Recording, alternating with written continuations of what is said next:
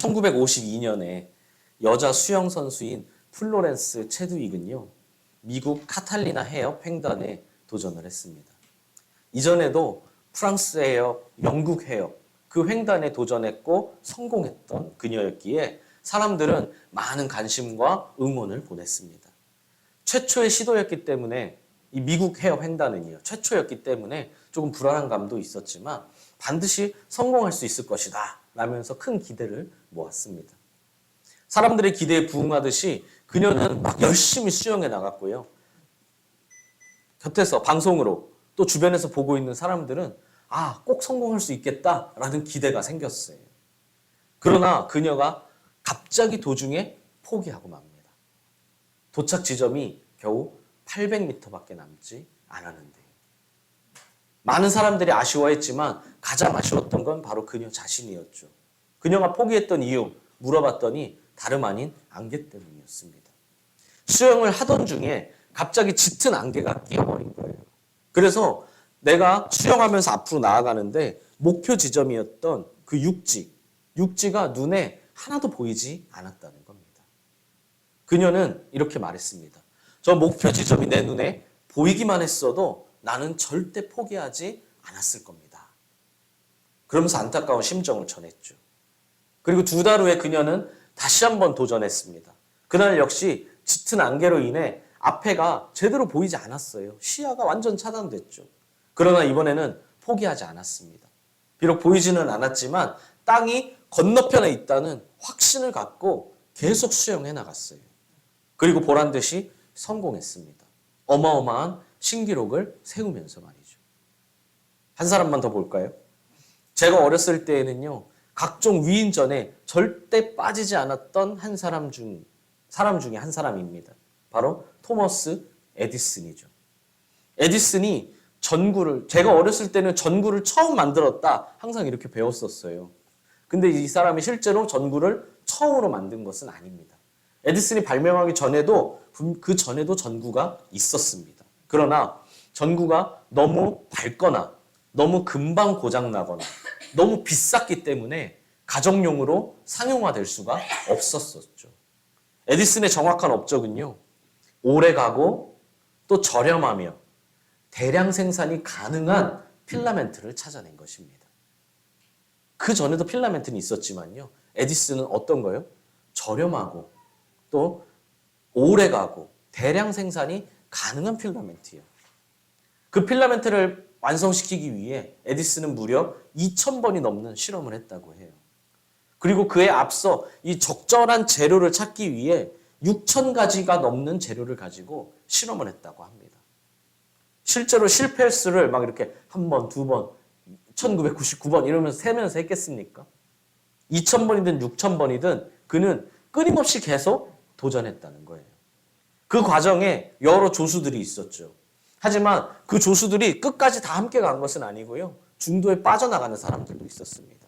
그들 중에는 도대체 아무런 진전이 없는데 왜 계속 하는지 모르겠다 라면서 비웃고 조롱하며 떠난 사람도 있었다고 합니다. 만약 2,000번째 성공한다고 한다면, 했다고 한다면 누군가는 1999번째에, 1998번째에 떠나갔던 조수도 있었을 수 있다는 거죠. 그래서 에디슨의 업적을 이렇게 해석하는 사람도 있습니다. 에디슨은 6,000번을 실패한 게 아니라 전구가 작동하지 않는 6,000가지의 방법을 발견한 것이다 라고 말이죠. 이런 이야기를 말씀드린 이유는 모세야말로 포기하지 않는 사람이었기 때문입니다. 모세는 누구보다 실수와 실패를 많이 만난 사람이었지만 절대로 포기하지 않는 사람이었습니다. 능력이 대단했기 때문에, 가진 게 많았기 때문에, 숨겨진 특별한 나만의 무언가가 있었기 때문이 아니었습니다. 모세는 우리와 똑같이 연약한 사람이었어요. 모세는 어떻습니까? 하나님께 들은 그 말씀을 그대로 백성들에게 전달하는 것조차 어려워했던 사람입니다. 자기가 무슨 말을 지어내고 논리적으로 말을 만들어내고 하는 게 아니라 하나님이 나에게 주신 말씀을 그냥 그대로 백성들에게 전달하는 것조차 어려워하고 두려워했던 사람이라는 거예요. 어쩌면 애굽에서 왕자로 있을 때 이스라엘 사람을 돕다가 생긴 그 사건의 트라우마 때문일 수도 있습니다. 그 사건으로 인해 또 그 사건도 그거로 인해 말을 못하는 것도 모세에겐 큰 상처이자 약점이었죠.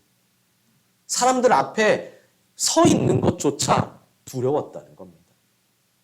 많은 사람들 앞에 내가 그냥 올라와 이렇게 대면하고 있는 것조차 긴장되고 말을 더듬고 제대로 한마디도 할 수 없었다는 거죠. 그런데 하나님은 모세가 젊을 때는 부르시지 않더니 모세가 80이 먹으니까 그때 모세를 부르셨습니다. 그것도 사람들 앞에 서야만 하는 자리로, 사람들 앞에서 설득하고 외치고 사람들을 이끌어야 하는 자리로 부르셨어요. 가장 강할 때가 아니라 가장 약할 때. 내가 가장 잘하는 게 아니라 내가 가장 두려워하고 잘 못하는 약한 모습을 사용하겠다고 하셨습니다. 그래서였는지 모세에겐 두려움도 많았고 실패도 많았습니다. 출애굽기 3장과 4장을 보십시오. 하나님이 모세를 부르시고 애굽에 있는 나의 백성을 이끌어 약속의 땅으로 데려가라 하는 사명을 주셨습니다. 그러나 모세는 하나님께 뭐라고 말합니까? 자신은 그럴 수 있을 만한 능력도 자격도 없는 사람이라고 대답하죠. 한마디로 못하겠다는 겁니다. 하나님이 날 부르시고 사명을 주셨는데 모세의 대답은 못하겠어요 였습니다. 그러자 하나님은 모세에게 내가 반드시 너와 함께 있으리라 라고 강하게 말씀해 주셨습니다. 사명자로 부르신 하나님이 모세에게 자격을 주셨고 그 자격에 어울릴 만한 능력을 주셨고 그렇기 때문에 얼마든지 사명을 이룰 수 있을 것이라 이렇게 말씀해 주셨어요.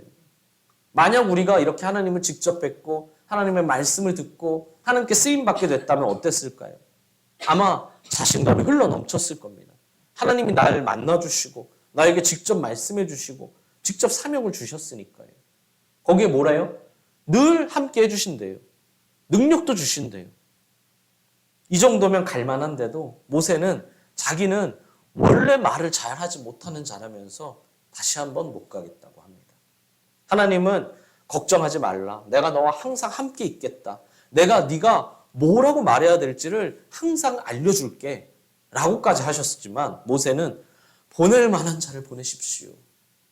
라면서 끝내 하나님의 사명을 받아들이지 못했습니다. 성경을 읽으면서 하나님이 답답해하시는 모습을 보셨습니까?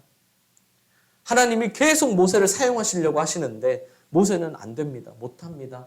보낼 만한 사람을 보내십시오. 계속 거부하면 답답하죠. 사실 우리를 향한 하나님의 반응이기도 합니다. 우리도 하나님께 어떻습니까? 난 부족하다고, 난 할 수 없다고, 난 안 된다고, 난 자격이 없다고 끊임없이 의심하며 헤매지지 않습니까?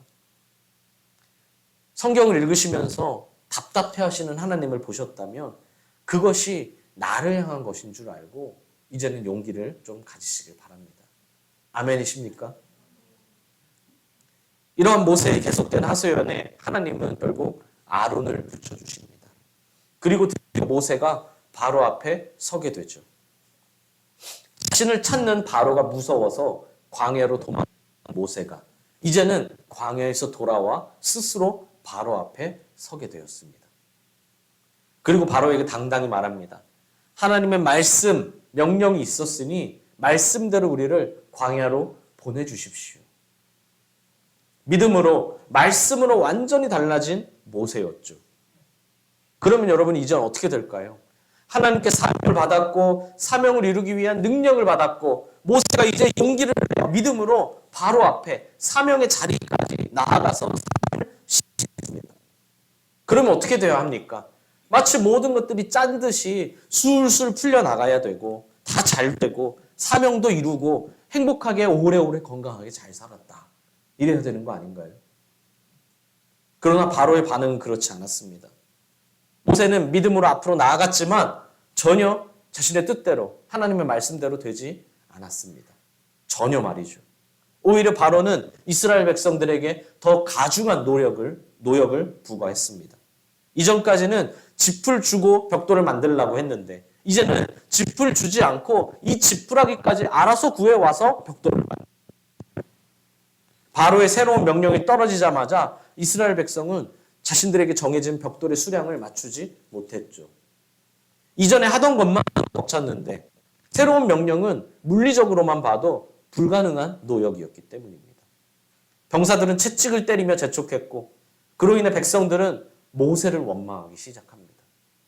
이게 모세가 그리던 그림이었을까요? 아니면 하나님이 원하시던 계획, 방향이었을까요? 무엇보다 모세는 다시 한번 큰 상실감을 겪었습니다. 예전처럼 내가 정말 하기 싫고 정말 몇 번을 거부했는데도 하나님이 하라고 하셔서 했는데 또 이렇게 큰 실패를 만나니 역시 자신은 쓸모없는 사람이라며 나는 쓸모없는 존재야 라는 생각이 들었죠. 그때 모세가 하나님께 하소연합니다. 하나님, 왜 백성이 학대당하도록 가만히 두셨습니까? 왜 하필 저를 보내셨습니까? 오직 믿음으로 나아갔지만 완벽히 실패를 경험했던 모세의 PTSD가 발현되었습니다.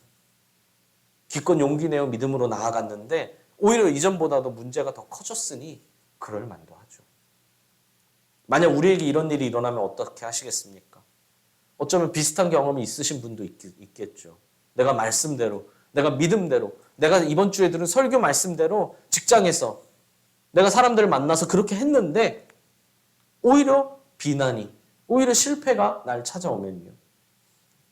그러면요, 그 이후에 또다시 믿음으로 나아가기란 여간 어려운 일이 아닙니다. 앞으로 나아가느니 차라리 주저앉는 게 더 낫겠다는 생각이 듭니다. 그만 포기하고 그냥 내게 주어진 현실에 순응하며 사는 것이 훨씬 더 낫다. 그게 나에게 주어진 일인가 보다 라는 생각이 듭니다. 모세라고 그러지 않았을까요? 그런 마음이 모세의 온 마음을 지배했습니다. 그러나 모세는 달라졌다고 했죠.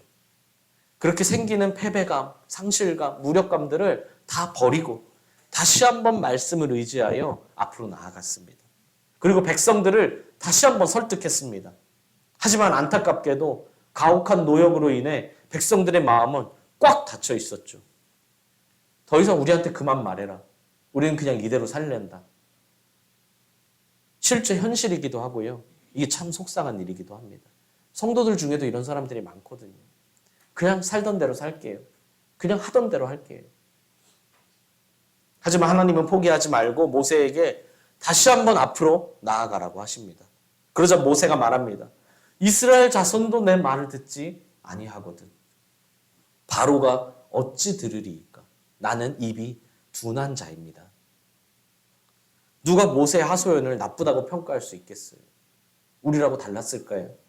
그때 하나님은 모세에게 내가 너를 바로에게 신같이 되게 하겠다라고 말씀하시죠. 모세는 다시 한번 말씀을 의지해서 앞으로 나아갑니다. 그리고 이렇게 10가지 재앙이 시작되죠. 물이 피로 변하고 개구리떼가 나타나고 모든 티끌이 다 이로 변하고 뭐 등등 10가지 재앙이 나타납니다. 아시는 것처럼 재앙을 만난 바로는 재앙이 있을 때는 모세에게 이스라엘 백성을 보내주겠다고 약속하지만 재앙이 그치고 나면 계속해서 말을 번복해서 끝내 이스라엘 백성을 보내주지 않았습니다. 이 10가지 재앙, 10번의 밀당이죠. 이것을 성경을 읽는 우리에게는요, 굉장히 재밌기도 하고 놀랍기도 한 사건입니다. 오직 믿음으로 살려고 하는 우리에게, 믿음으로 살려고 노력하는 우리에게 어마어마한 카타르시스를 주기도 합니다. 그러나 모세 입장에서는 어땠을까요? 그 당시 현실에 놓인 모세의 입장에서 말입니다. 내가 손을 움직일 때마다, 내가 말을 할 때마다 어마어마한 재앙이 막 내리니까 막 신나고 재밌었을까요? 아니에요. 아니, 물이 피로 변했는데 이 정도면 바로가 마음을 충분히 돌릴 만도 했는데요. 개구리떼가 나타나고 여러 재앙들이 나타나서 바로가 충분히 마음을 돌릴 만도 했는데 끝내 자신들을 보내주지 않잖아요. 모세 입장에선 이스라엘 백성이 또 나를 언제 등질지, 바로가 나를 가서 잡아 죽이는 것은 아닌지 끊임없는 걱정과 불안이 계속되었을 겁니다. 사실 성경에는 모세가 바로를 만나러 가는 장면이 굉장히 쉽게 묘사되어 있습니다. 짧게요. 애초에 모세가 바로를 처음 찾아간 장면을 한번 상상해 보십시오. 어땠을까요? 기록되지 않은, 성경에는 기록되지 않았지만 수많은 과정이 있었을 겁니다. 바로를 피해 광야로 도망갔던 모세가 다시 애굽으로 돌아왔어요. 수도로요. 왕궁으로요. 이미 이것만으로도 왕궁이 들썩였을 겁니다. 모세가 돌아왔대. 왜 돌아왔지? 뭘 하려고 돌아왔지? 온갖 소문이 나기 시작했겠죠. 모세가 도망갈 때 바로, 모세가 돌아왔을 때 바로는 다른 사람이지만 어쨌든 굉장히 큰 이슈였습니다. 모세가 바로를 쉽게 만날 수 있었을까요? 바로가 모세를 아무런 생각 없이 진짜 그냥 환대해 줬을까요? 심지어 모세는 오자마자 뭐라고 합니까? 이스라엘 백성을 놓아달라고 합니다. 지금 애굽의 노예로 사용되고 있는 이스라엘 백성을 그냥 조건 없이 놓아달라고 해요. 바로와 신하들의 반응이 어땠을까요? 바로가 화를 내며 이스라엘에게 더 심한 노역을 부과한 이후에도 모세는 몇 차례나 더 바로를 찾아갔습니다. 그리고 나서 10가지 재앙이 시작됐죠.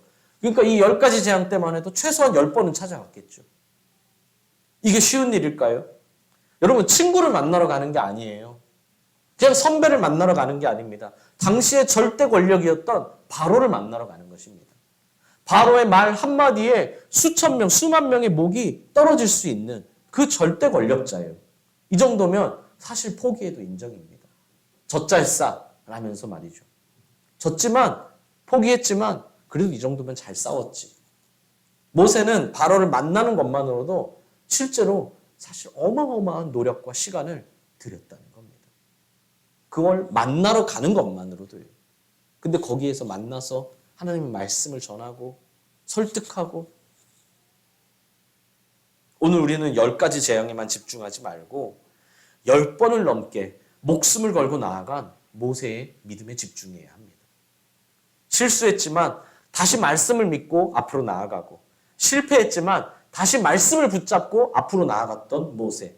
또 실패하고 또 패배하고 또 넘어졌지만 그럼에도 또 말씀을 의지해 앞으로 나아간 모세에 집중해야 합니다. 이 믿음의 절정이 언제입니까? 바로 오늘 본문이죠. 홍해 앞에 멈춘 모세가 홍해 바다로 나아가는 장면입니다. 사방팔방 다 막힌 상태에서, 이젠 꼼짝없이 잡힌 상태에서, 완전히 포기할 수밖에 없는 상태에서 모세는 오직 말씀을 의지하여 홍해 바다 앞으로 한 걸음 한 걸음씩 나아갔습니다. 그러자 바다가 갈라졌고 모세와 이스라엘 백성은 바다를 가르고 건너는 놀라운 일을 경험하게 되죠. 하나님의 계획을 직접 눈으로 목격했고 직접 삶으로 경험했습니다. 모세가 포기하지 않았기 때문이죠. 우리도 마찬가지입니다. 하나님이 계획하신 일을 이뤄주실 때까지 절대로 포기하지 말고 앞으로 나아가야 합니다. 우리가 자주 쓰는 포스트잇은요, 사실 강력 접착제를 만들려다가 실수로 잘못 만들어진, 잘 붙지 않는, 잘 떨어지는 접착제입니다. 이걸 만든 스펜스 실버라는 사람은요, 이걸 실수로 만들었지만 이게 굉장히 유용하다는 생각을 했어요. 그래서 사람들에게 막 이 유용성을 설득했죠. 그러나 누구도 인정해주지 않았습니다. 3M에 다녔었잖아요. 3M에 다녔었거든요.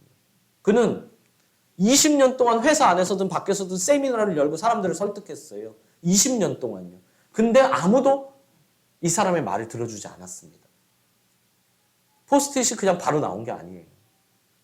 그러다 21년째에 아서 프레이라는 사람을 만났고, 그 사람이 찬송가 페이지를 표시할 때 쓰는 책갈피로 한번 써보자 라는 이야기를 했어요. 그제서야 포스트잇은 세상에 상품으로 나올 수 있게 되었습니다. 21년째 말이죠. 그리고 지금까지도 우리가 항상 쓰는 생활 필수품으로 자리 잡지 않았습니까? 20년 동안 실패했지만 21년째 성공했어요. 대략 7,000일 동안 실패했는데요. 7,001일째에 성공했다는 겁니다. 앵그리버드라는 게임 아실 겁니다. 뭐 요새 하지는 않아도 다 아시죠? 이 게임을 만든 제작사는 로비오라는 곳인데요. 이 로비오라는 제작사는 앵그리버드를 만들기 전에 51개의 게임을 출시했습니다. 근데 51개가 다 망했어요. 직원들은 지쳤고 회사는 파산 위기였습니다. 모두가 다 이젠 그만하자고 했을 때 그때 52번째로 앵그리버드가 나왔습니다. 사랑하는 수원동행교회 성도 여러분, 포기하는 순간이 곧 끝나는 순간입니다. 그러나 포기하지 않으면 반드시 이룰 수 있습니다. 하나님은 우리에게 사명을 주시고 사명을 이루기 위해 필요한 능력도 주시고 그리고 우리를 사명의 자리로 이끌어 주십니다. 그렇다고 모든 게 다 일사천리 속전속결로 끝나는 것은 아닙니다. 생각보다 많은 일들이 내 생각보다 계획대로 이루어지지 않습니다. 이는 내 능력이 부족해서 자격이 없어서가 아닙니다. 여러분, 우리에게 자격과 능력을 주시는 분은 하나님이시거든요. 당연히 하나님이 부족해서 그런 게 아니라는 거예요. 그러면 왜 그렇습니까? 아직 하나님의 때가 오지 않았기 때문입니다. 우린 모세처럼 계속 하나님이 원하시는 자리로 나아가야 합니다. 말씀을 의지해 앞으로 나아가는 믿음, 포기하지 않고 다시 한번 앞으로 나아가는 믿음, 이 믿음이 우리에게 필요하다는 겁니다. 나의 삶의 자리에서 믿음을 지키기 위한 노력과 수고, 교회를 사랑하기에, 교회를 섬기기 위해 하는 희생과 헌신, 때로는 포기하고 싶고 이게 맞는 건지 의심이 들 때도 있고 언제까지 일해야 하는지 회의감이 올 때도 있지만 절대로 포기하지 마십시오. 모세처럼 다시 한번 일어나고 다시 한번 앞으로 나아가야 합니다. 그때 하나님의 때가 옵니다. 하나님의 뜻은 하나님의 때에 반드시 이루어집니다. 우리가 해야 할 것은요, 말씀을 통해 하나님의 뜻을 알고 하나님의 때가 올 때까지 앞으로 나아가는 것입니다. 이게 믿음이에요. 환상을 보고 기적을 체험하는 게 믿음이 아니라 말씀대로 꾸준히 앞으로 나아가는 것. 말씀을 읽고 그 말씀의 뜻을 알았다면 그 뜻대로 꾸준히 앞으로 나아가는 것. 이것이 바로 믿음입니다. 모세와 이스라엘이 믿음으로 홍해를 건너며 하나님의 계획이 이루어지는 것을 본 것처럼, 직접 보고 직접 경험한 것처럼 우리도 우리의 삶에 역사하시는 하나님의 계획을 직접 보고 직접 듣고 직접 경험하게 될 줄 믿습니다. 어떻게 하면요? 포기하지 않고 말씀을 의지하여 앞으로 나아가는 믿음을 살 때 말입니다. 여러분, 그래서 성경을 읽는 거예요. 지금 고개를 끄덕이시면서 성경을 읽지 않고 있다면 그건 내 뜻대로 나아가는 거죠. 그건 내 주장이잖아요. 말씀을 읽고 그 뜻을 알고 그 뜻대로 포기하지 않고 나아갈 때 하나님의 때는 반드시 옵니다. 당장 눈에 안 보인다고 포기하지 마십시오. 하나님의 뜻은 늘 그 자리에 있습니다. 안개로 인해 육지가 보이지 않는 것 같아도 계속 나아가면 된다는 겁니다. 1999번째에, 51번째에, 20년 만에 포기하지 마십시오. 2000번째에, 52번째에, 21년째, 20년 하고 플러스 1일째에 승리할 것이거든요. 남들이 다 포기해도, 다 포기하라고 해도 하나님이 주신 비전이 확실하다면 끝까지 나아가야 합니다. 물은 99도까지 뜨거워지기만 하지 그 상태는 변하지 않습니다. 100도가 되면 비로소 끓게 되죠. 그동안 99의 노력을 해왔다면 물을 끓게 만드는 것은 마지막 1도의 인내와 노력입니다. 마지막 1도의 끈기, 1도의 인내, 1도의 믿음을 위해 말씀 앞에서 살아가시길 바랍니다. 모세의 믿는 구석, 비밀병기는 자신의 능력이나 재산이나 인맥이 아니라 하나님의 말씀이었어요. 애굽으로 다시 돌아온 모세에게 수중에 있는 것은 정말 아무것도 없었거든요. 우리도 우리의 믿는 구석, 우리의 비밀병기 무엇이어야 합니까? 말씀대로 앞으로 나아가는 믿음이 되시기를. 그것이 나의 비밀병기, 그것이 나의 믿는 구석, 그것이 나의 희망, 능력, 소망이 되기를 예수님의 이름으로 간절히 소망합니다.